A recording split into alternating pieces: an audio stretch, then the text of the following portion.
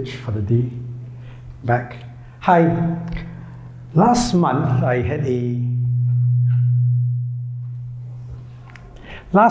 a very interesting guest that came to my home museum. He came and I shared with him Peranakan culture. I showed him the pieces that I had, what I've collected, and of course we had some kuih, some cakes for him, right? And later I asked him, could you share with me your culture? And with a little teary eye, he said, Alvin, I'm so envious that you can celebrate your culture, because where he came from, apparently it's a privilege and not an entitlement. My name is Alvin. I'm a Peranakan. Both my parents are Peranakans. Interestingly, when I was much younger, I was clueless about Peranakan culture. Because, as you can imagine, 30, 40, 50 years ago, Singapore was a small, independent country. Culture, heritage were the last things on our minds. We were focused on things like nation building, finding jobs for people, HDB flats, right? So culture, heritage, museums were not important. And my parents never did take time to teach me about Peranakan culture because, like Singapore, we were poor. And I remember when I went to school at the age of 7, then realizing how different I was from my friends. At home, I only spoke English. In school, they were speaking Mandarin, 讲华语. At home, I only watch Hollywood movies and listen to Grammy Award songs. In school, they were watching Hong Kong movies, Man in the Net, if you are young enough to remember, and listening to Taiwanese music. And that was when I realized how different I was from my friends. And that got me quite angry and quite embarrassed that I didn't know who I was. So imagine yourself at the age of 7, not knowing who you are and where you came from. And that was what happened to me. And because of my zest and wanting to learn my culture, my roots, what did I do? I went around collecting Peranakan antiques. And that taught me what was Peranakan culture. Essentially, it was Chinese men, migrant workers coming to this part of the world, intermarrying local Malay women, and because we were a British colony, we had that European influence in us. I found this amazing photograph one day in my mom's drawer. It's actually my grandparents' wedding photo. Now this gave me a little insight about Peranakan culture. Look at this photo. You have the wedding couple that's in Chinese wear. Yeah?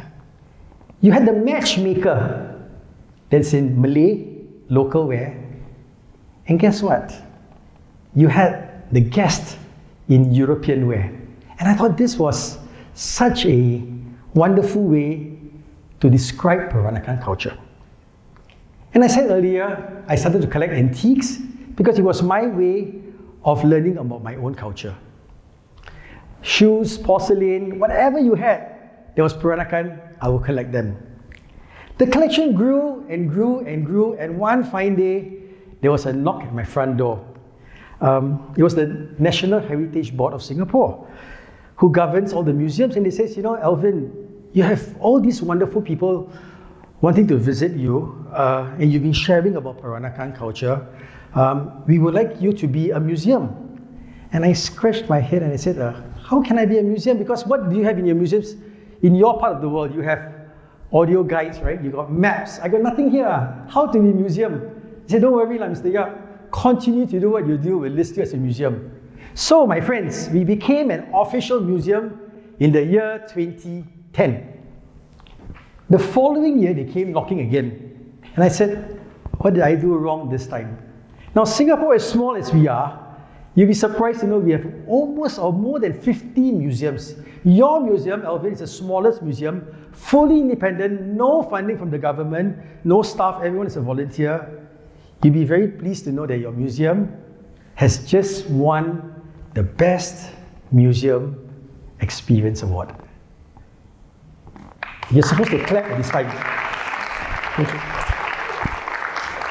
So, it's been a wonderful 21 years journey. This is our 21st year.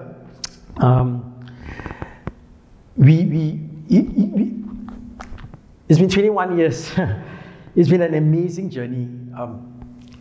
If you travel Singapore Airlines, you'll see the intern and me on the safety video. And last year, we even collaborated with Starbucks. So if you visited any of the 143 Starbucks stores around Singapore, you'll be able to see and experience Peranakan culture through some of these intern Starbucks merchandise. But was it rosy all the way? No. There were many challenges. Finance, space.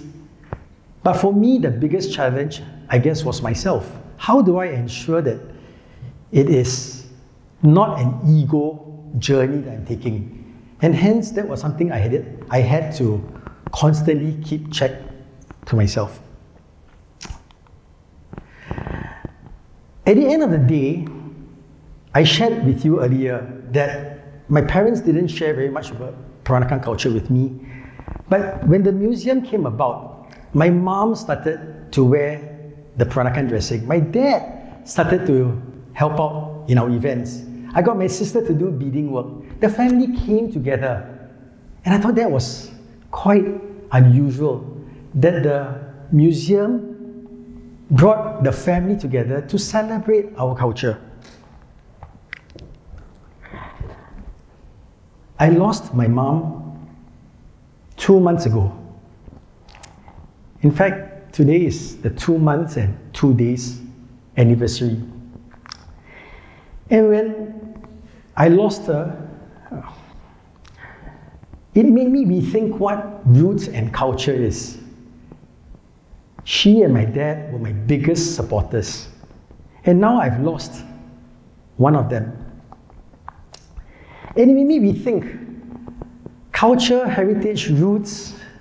At the end of the day, is what the family is.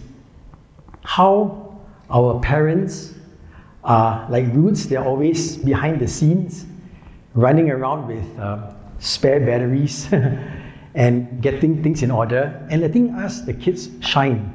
Yeah? So if I can leave you with 2 thoughts as I end my first TEDx talk. One is, as much as we strive to achieve what our parents, our schools, our leaders teach us, the Intan Museum came about only because I didn't ignore an opportunity that came at my front door. And my friends, you will have many, many, many opportunities.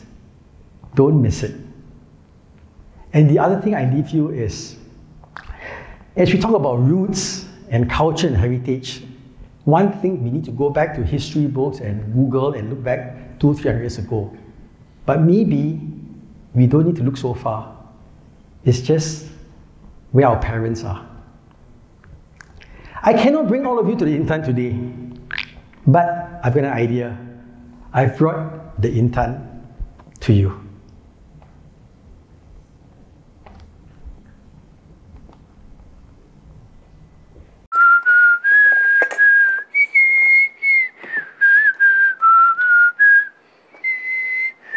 Hey Alvin, we have a few questions for you. Sure, go ahead. Share with us, what is it like living in a museum? Well, first of all, the entire house has to be impeccable all the time, and so do I. I'm wondering, what is the most asked question from visitors of the Intan? After collecting for 30 years and having amassed so many things, the number one question people mostly ask is, how do you keep the house so clean? How old does an item need to be considered an antique? An antique is usually about 100 years old, but Peranakan culture is so young, some of the pieces are slightly less than 100, but you know what? That's not a problem because they're equally important and valuable to me. Who is your favorite celebrity you have hosted here? It's got to be this guy, Mr. George Groban, because he raised Peranakan culture up right here at the Intan. If you could keep only one item out of all these antiques, which would it be? It's got to be this pair of shoes because it was the only thing my grandmother left my mom. So Alvin, how do you tell between a real or a fake?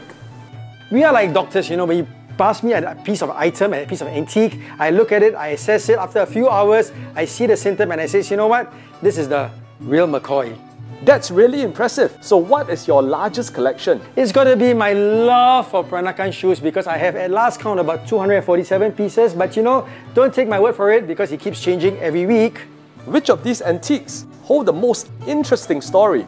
It's got to be this set of Peranakan beadwork because when I first had it, none of us knew what it was for until my uncle came and said, you silly boy, it was meant for cakes during Chinese New Year. So what inspired the name, the Intan? Well, let me bring you outside and tell you more about it.